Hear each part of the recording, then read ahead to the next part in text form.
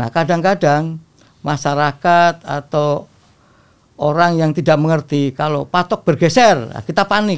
Padahal walaupun patok itu bergeser, tetapi koordinat tetap masih ada. Sehingga kalau patok hilang, patok bergeser, kita bisa tanam kembali.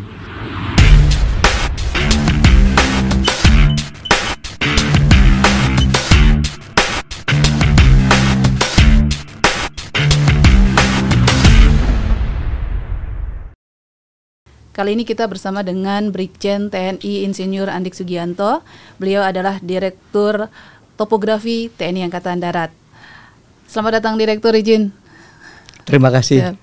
Direktur, ini banyak sekali sebenarnya yang ingin saya tanyakan. Namun salah satunya, masyarakat ini kan belum paham dan belum mengetahui apa sih itu topografi Angkatan Darat. Mungkin Direktur bisa jelaskan, izin Direktur. Terima kasih. Berdasarkan Peraturan Kepala Staf Angkatan Darat Perkasat nomor 2 4 Romawi 2022, di situ bahwa topografi Angkatan Darat merupakan badan pelaksana pusat yang kedudukannya langsung di bawah Kepala Staf Angkatan Darat. Dari perkasat tersebut, maka topografi Angkatan Darat mempunyai tugas pokok, yaitu membina dan menyelenggarakan pembinaan kecabangan, pembinaan personil, dan fungsi topografi dalam rangka mendukung tugas pokok TNI Angkatan Darat. Dari tugas pokok tersebut ada 5 fungsi utama yang dilaksanakan oleh Direktorat Topografi Angkatan Darat. Yang pertama yaitu pembinaan kecabangan, yaitu pembinaan bidang, pembinaan satuan, pembinaan personil, pembinaan pendidikan latihan, penelitian dan pengembangan, serta pembinaan sejarah dan tradisi KOP. Yang kedua adalah pembinaan survei data topografi, yaitu pembinaan di bidang pengumpulan data spasial dan data non-spasial. Yang ketiga adalah pembinaan pengolahan data topografi, yaitu pembinaan di bidang pengolahan data spasial dan non-spasial digunakan untuk membuat basis data. Yang keempat adalah pembinaan material dan produk topografi, yaitu pembinaan di bidang penyediaan, pemeliharaan, dan pembekalan material topografi serta reproduksi peta topografi. Yang kelima yaitu pembinaan dukungan topografi, yaitu pembinaan di bidang dukungan personil, dukungan kegiatan, dukungan material topografi kepada satuan di jajaran TNI Angkatan Darat maupun satuan instansi lainnya dalam rangka mendukung kegiatan operasi militer perang, operasi militer selain perang, pendidikan dan latihan, serta kegiatan-kegiatan lainnya. Mungkin itu Mbak yang bisa saya sampaikan untuk topografi. Siap, Dir. Izin, Dir. Mungkin saya juga belum paham ini. Kalau untuk pembinaan spasial dan non-spasial ini contohnya seperti apa, izin Direktur? Ini saya penasaran. Kalau data spasial adalah data objek di muka bumi yang mempunyai koordinat atau kita sebut georeference. Contohnya ada suatu posisi kodam, dia mempunyai koordinat. Jalan dia mempunyai koordinat. Jadi semua objek yang ada di muka bumi yang punya koordinat kita namakan data spasial. Adapun data non spasial adalah data yang tidak berkoordinat. Contohnya nama jalan, nama kampung, luas dan lain-lainnya, itu Mbak yang kita sebut. Iya. Dan juga Direktur tadi juga menyampaikan berkaitan dengan peta topografi juga, izin. Peta apa saja, izin Direktur, yang dibuat di tempat ini? Jadi memang pada umumnya satuan-satuan lain hanya mengenal peta topografi yang dibuat oleh Ditopat. Tetapi sebetulnya banyak produk-produk yang dibuat oleh topografi. Contohnya, kalau peta itu yang biasanya peta kedar 150.000 yang sering digunakan oleh satuan-satuan pengguna di Angkatan Darat. Bisa juga peta topografi itu kedar 125.000, bisa kedar 110.000 untuk pemetaan daerah latihan. Selain peta topografi ada peta situasi, ada juga peta peta foto udara yang didapat dari pengambilan oleh pesawat atau drone. Ada juga peta citra. Nah, untuk peta operasi ini biasa kita gunakan di daerah medan-medan operasi kayak di Papua, di Poso dan lain-lain. Dan juga ada peta tematik, yaitu peta dengan tema tertentu. Contohnya kita membuat peta dislokasi satuan teritorial. Di situ ada Kodam, ada Korem, ada Kodim, ada Koramil yang sudah berkoordinat. Dari Dispen bisa juga kita buatkan peta untuk satuan Dispenat. Contohnya koordinat di Dispenat di Mabesat, ada yang di Kodam, ada yang di Korem. Seluruh Indonesia kita buatkan. Jadi kayak bentuk jaringan seperti itu ya. Betul. Nanti kita buat juga jumlahnya berapa sih anggota Dispenat, kita sebutkan di koordinat berapa, dan juga mungkin Pendam di mana koordinatnya jumlahnya berapa. Penkorem juga kita bisa buatkan itu. Tergantung apa namanya yang dibutuhkan oleh satuan pengguna. Kita sudah pernah membuat peta-peta kesehatan dari SPAD dan Puskesat. Ada juga peta rawan bencana kita buat di Kodam-Kodam.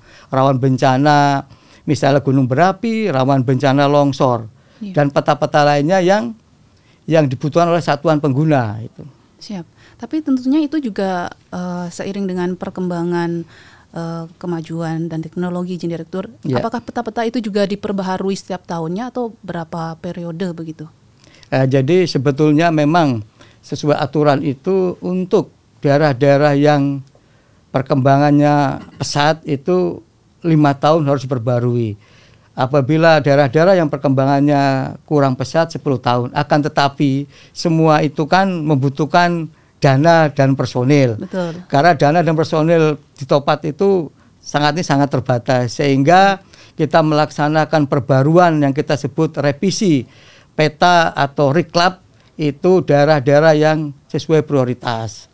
Tetapi dengan dana yang terbatas tersebut kita bisa merevisi atau mereklap daerah-daerah yang penting dengan swadaya, yaitu dengan menggunakan data-data sekunder, contoh dengan menggunakan citra satelit, dengan menggunakan foto udara dan data-data lainnya dari instansi-instansi yang berkaitan dengan topografi. Itu. Siap, Direktur. Berarti di TNI Angkatan Darat ini hampir semua petanya memang yang mengerjakan di Topat ya, Dir? Jadi semua produk peta yang digunakan oleh Angkatan Darat sebagian besar memang kita yang membuat. Siap Direktur. Izin Direktur, tadi Direktur juga sampaikan bahwa di Topat juga dilibatkan pada operasi militer juga, izin Direktur. Contohnya seperti apa saja, izin, yang pernah dilibatkan di situ? Jadi berdasarkan doktrin pelaksanaan operasi bahwa personil topografi merupakan staf khusus dari Komandan Satuan Tugas. Adapun dukungan yang diberikan berupa dukungan personil, dukungan kegiatan, dukungan material.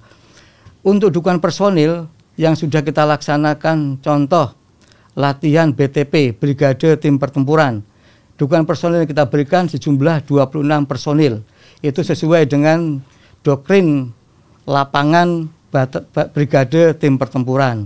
Sedangkan jumlah personil yang untuk mendukung batalion tim pertempuran berjumlah 6 personil. Itu sudah sesuai dengan doktrin lapangan batalion pertempuran.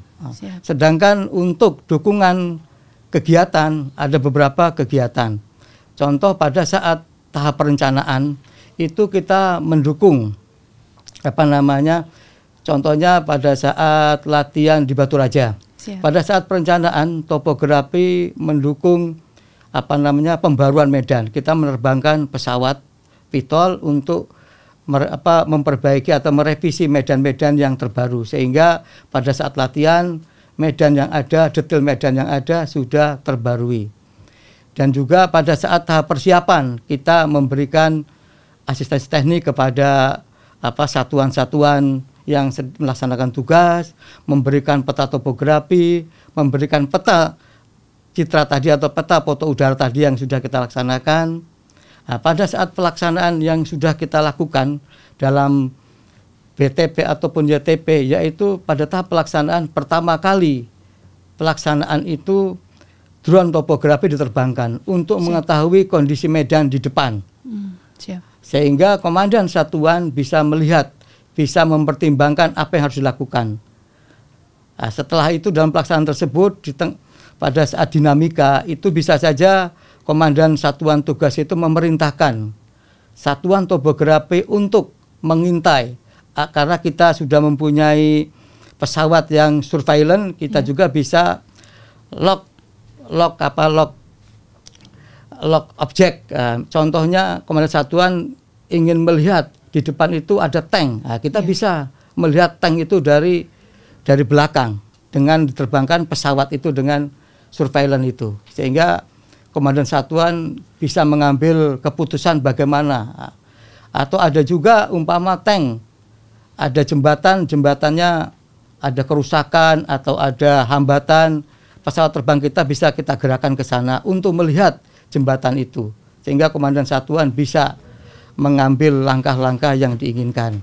Nah, pada saat pengakhiran, topografi juga bisa memantau atau memetakan daerah-daerah kerusakan hasil pertempuran tersebut. Jadi memang topografi sangat dibutuhkan. Siap, betul, Dir. Sedangkan untuk dukungan material itu bisa kita dukungkan. Contoh GPS navigasi, GPS tracking, dan drone atau PTTA, yaitu pesawat terbang tanpa awak itu.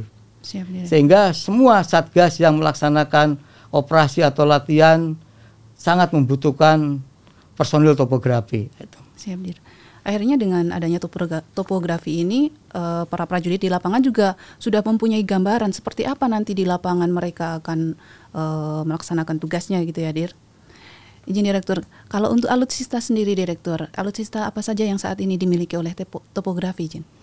Jadi alutsista topografi itu kan berkembang sesuai perkembangan ilmu pengetahuan dan teknologi. Semakin ke depan semakin maju. Sedangkan alutsista yang dimiliki topografi kadang-kadang produk lama, karena itu memang alutsista itu membutuhkan biaya yang besar.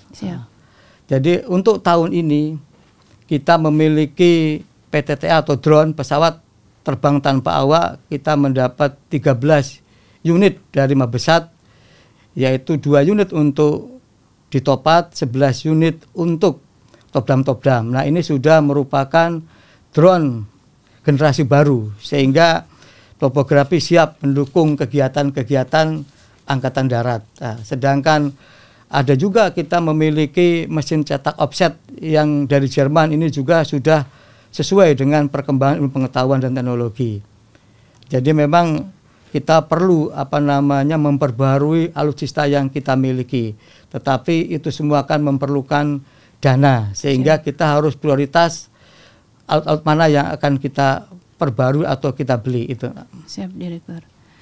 Oh ya, Direktur, negara Indonesia ini kan merupakan negara kepulauan yang sangat luas, izin Direktur. Selama menjalankan tugas ini di lapangan, apakah prajurit mengalami kendala atau tidak, izin Direktur? Jadi kita ketahui bersama bahwa tugas pokok topografi yaitu menyediakan dan menyajikan informasi medan dari Sabang sampai Merauke, yang itu sangat luas sekali. Betul. Dalam melaksanakan itu memang banyak kendala yang kita hadapi. Jadi tapi ada beberapa kendala utama yang kita hadapi. Yang pertama, jumlah personil sangat terbatas, khususnya di level PAMA. Jadi di level PAMA ini sering digunakan atau dioperasionalkan untuk satgas-satgas. Contohnya, jadi kalau personil PAMA di Topat itu untuk kegiatan program kerja itu minimal 15 orang per tahunnya. Sedangkan untuk satgas itu berjumlah 13 orang. Sedangkan untuk pelaksanaan PAMTAS itu ada 13 orang. Sehingga hampir 30 atau 40 lah PAMA itu harus melaksanakan tugas. Nah, itu. Jadi itulah keterbatasan PAMA. Sedangkan PAMA yang ada di Direktorat Topografi itu bersumber dari Akmil, dari Spapeka, dari Ditukpa. Yang kedua yaitu kendala medan. Ada beberapa medan di wilayah Indonesia ini yang tertutup awan abadi, seperti di Papua, di Kalimantan. Siap. Hal ini sangat berpengaruh kepada pengambilan data, kejelasan medan di lapangan. Siap, Nah, sehingga di situ membutuhkan peralatan-peralatan yang lebih modern. Contohnya lidar, kita belum memiliki. Lidar. Lidar. Maaf, saya potong. Lidar itu apa, izin direktur? Saya belum paham ini. Lidar itu suatu wahana untuk pengambilan data. Dia pengambilan data medan itu dia tidak terhalang oleh awan, sehingga ini drone juga atau bagaimana? bisa dibawa oleh drone. Oh, dibawa oleh drone. Nah, itu. Dan kedua yaitu kita harus memiliki juga citra satelit resolusi tinggi. Kita sudah memiliki, tetapi untuk tahun ini kita sudah habis kontraknya. Sedang kita ajukan, mudah-mudahan disetujui oleh Bapak Kasat. Siap. Kita memiliki langganan citra satelit resolusi tinggi. Nah, terus yang ketiga yaitu keterbatasan tentang peralatan topografi tadi. Nah, peralatan topografi itu akan memperlancar kegiatan topografi karena keterbatasan dari alat tersebut kita juga terkendala. Jadi ada 3 hal yang utama. Siap, untuk kendala topografi saat ini itu, Mbak. Siap. Semoga setelah ini semua kendala itu juga akhirnya ada solusi ya, Dir. Amin. Siap. Amin. Siap, Direktur. Izin Direktur, kalau untuk SDM sendiri, Direktur, bagaimana di Topat meningkatkan SDM dari personil di Topat ini sendiri? Jadi untuk meningkatkan kualitas SDM prajurit maupun PNS di Topat ada beberapa langkah yang kita lakukan. Yang pertama yaitu kita bekerja sama dengan komunitas surta, baik dari instansi pemerintah, perguruan tinggi maupun instansi swasta. Ada instansi pemerintah, contohnya BIG, Badan Informasi Geospasial, ada LAPAN, ada BPPT, ada Kemendagri, Kemlu, dan lain-lain. Sedangkan dari universitas ada UI, ITB, UGM, dan terakhir ada Unjani. Sedangkan dari pihak swasta kita ada Esri, ada Abdi, ada IMC, macam-macam. Nah, itu kita bekerjasama. Yang kedua, kita melaksanakan pendidikan terapan atau pendidikan atau penataran singkat yang bisa aplikasi untuk ke lapangan. Yang sudah kita laksanakan, contoh kita dengan BIG, kita melaksanakan kursus kartografi. Dengan LAPAN kita melaksanakan kursus tentang foto udara, fotogrametri, dan lain-lain. Nah, ada juga kita dengan Abdi, Asosiasi Pilot Drone Indonesia, kita melaksanakan kegiatan bagaimana pilot drone itu. Seperti di Spenat kan dengan menggunakan drone juga. Nah, itu di situ kita berlatih untuk pilotnya serta akan mendapatkan sertifikasi. Kita juga melaksanakan kegiatan dengan Esri, yaitu tentang software ARGIS untuk pelaksanaan pemetaan. Kita juga melaksanakan dengan ISI dengan Pagi tentang sertifikasi keilmuan. Jadi ada beberapa yang kita laksanakan itu, Mbak. Siap, Direktur. Izin Direktur, dan tentunya itu semua untuk mendukung tugas pokok TNI Angkatan Darat ya, Betul, ya. Siap. Izin Dir, saya kalau tidak salah tahu kalau memang di Topat ini merupakan delegasi tetap RI ya, Direktur, dalam perundingan batas wilayah ini. Bagaimana ini, Direktur? Maksudnya bagaimana? Jadi gini, memang topografi ini merupakan delegasi tetap dalam batas internasional, khususnya batas darat. Nah, jadi khusus untuk batas darat ini kita dengan RI Malaysia, kita ini merupakan wakil tim teknis. Jadi ketua tim teknisnya itu Dirwilhan Dirjen Serahan. Kita sebagai wakil tim teknisnya bersama dengan BIG. Dalam tim teknis itu juga kita ada pelaksana lapangannya, yaitu 1 orang koprodir. Kalau Malaysia itu ada 2, Koprodir Timur dan Koprodir Sektor Timur. Itu berpangkat kolonel atau letkol. Ada juga seorang cip berpangkat kapten. Dan juga ada seorang tim leader berpangkat letnan. Mereka inilah yang melaksanakan demarkasi, pengukuran, pemasangan pilar perbatasan RI Malaysia. Dan juga kita melaksanakan penegasan batas juga dengan RI RDTL, yaitu dengan kita BP-kan personil ke BIG. Siap. Begitu juga dengan RI PNJ, kita melaksanakan pengukuran, pemasangan pilar, kita BP-kan juga satu personil itu kepada BIG ya itu. Jadi ada beberapa perbatasan itulah yang kita laksanakan. Untuk khususnya untuk yang perbatasan Malaysia, ini ada 9 permasalahan yang kita sebut OBP, Outstanding Boundary Problem. Ini ada 9 yang masih sengketa, yang Siap. belum disepakati oleh Indonesia dan Malaysia. Siap. Dari 9 sengketa itu ada 5 di sektor timur, yaitu kalau kita itu di Kalimantan Utara. Yang 4 ada di sektor barat, ada di Kalimantan Barat. Dari 9 ini 2 sektor sudah kita selesaikan, yaitu sektor Sungai Simantepal dengan ada 2 sektor. Sedangkan yang belum ada 3 sektor, yaitu Pulau Sebatik, Sungai Sinapat, dan juga sektor B2700 sampai B3100. Nah, yang tiga sektor yang segmen yang belum selesai itu, Pulau Sebatik sudah selesai, tinggal MOU. Sedangkan yang kita laksanakan pada tahun kemarin dan tahun sekarang ini yaitu Sungai Sinapat sedang kita kerjakan. Itu kita bersama dengan BIG dan Kemendagri. Siap. Nanti mungkin setelah Hari Raya Idul Fitri ini kita melaksanakan penyelesaian segmen perbatasan ini itu, Mbak. Dan perbatasan-perbatasan itu tentunya ditandai dengan patok-patok batas wilayah ya, jadi izin. Ya. Dan itu setiap tahunnya apakah selalu ada perubahan? Apakah ada perubahan, izin Direktur? Jadi kalau patok-patok di perbatasan itu berjumlah sekitar 20.586 buah. Siap. Jadi seluruh sektor timur dan sektor barat. Jadi sudah kita pasang semua patok-patoknya, ada tipe A, tipe B, tipe C, dan tipe D. Kalau tipe A itu jaraknya 300 km. Siap. Kalau tipe B itu jaraknya sekitar 50 km. Tipe C itu sekitar 5 km. Sedangkan tipe D antara 25 sampai 200 meter. Nah, itu sudah kita pasang semua sebanyak 20.586. Siap. Nah, kadang-kadang masyarakat atau orang yang tidak mengerti kalau patok bergeser, kita panik.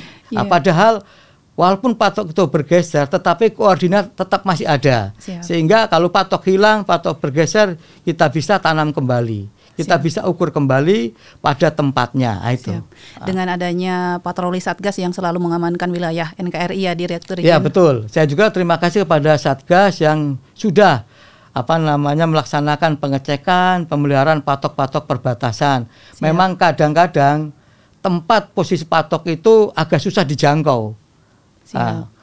Itu aja, Mbak. Siap, Direktur. Karena setiap jengkal tanah milik Indonesia ini adalah milik Indonesia, Direktur. Betul. Siap. Direktur, saya dengar bahwa tahun ini di Topat juga memasuki usia ke-77, Direktur. Ya. Ada pesan-pesan dan harapan yang ingin disampaikan oleh Direktur kepada personil di Topat ataupun prajurit yang berdinas saat ini? Ya, jadi sesuai tema HUT ke-77 topografi pada tahun 2023 ini, yaitu topografi Angkatan Darat yang adaptif, profesional, modern, siap mendukung tugas pokok TNI Angkatan Darat. Jadi pada kesempatan yang baik ini, saya selaku Dirtopat dan pribadi mengucapkan selamat ulang tahun ke-77 topografi TNI Angkatan Darat. Dirtopat harus terus mewujudkan prajurit topografi Angkatan Darat yang adaptif, profesional, modern, guna mendukung tugas pokok TNI Angkatan Darat. Semoga eksistensi topografi Angkatan Darat semakin dirasakan oleh satuan pengguna atau satuan-satuan di jajaran TNI Angkatan Darat. Siap, Direktur. Tentunya sukses dan jaya selalu topografi TNI Angkatan Darat ya, Direktur. Terima kasih. Siap. Baik, Direktur, terima kasih atas bincang-bincangnya, Direktur. Tentunya TNI Angkatan Darat di hati rakyat.